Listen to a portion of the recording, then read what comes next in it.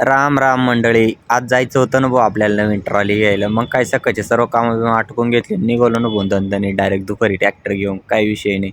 Direct however ना भाऊ direct फबा करीत डायरेक्ट आपण डायरेक्ट पोहोचलो होतो भाऊ इथं.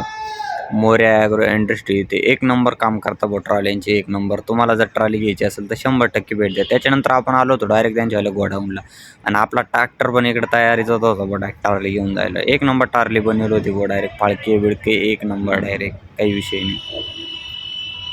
टायरांची क्वालिटी तर एक नंबर होती भाऊ डायरेक्ट मोठले टायर होते आणि ट्रॉली बनवून डायरेक्ट तयार होईल होती. अशी रोबदार दिसायची डायरेक्ट का काही विषयच नाही.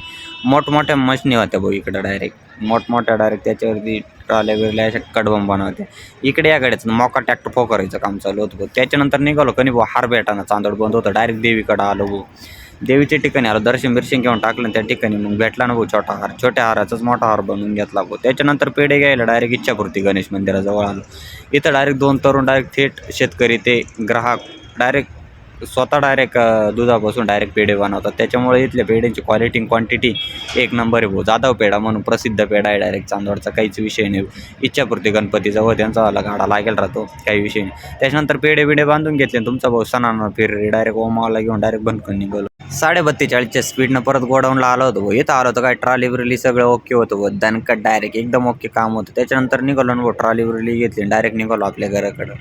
माऊली रामकृष्ण हरी. भेटू पुढच्या ब्लॉगमध्ये. असेच नवनवीन व्हिडिओ पाहण्यासाठी तुमच्या भाऊला फॉलो नक्की करून घ्या. रात्र झाली होती भाऊ घरी यायला डायरेक्ट काही विषय नाही.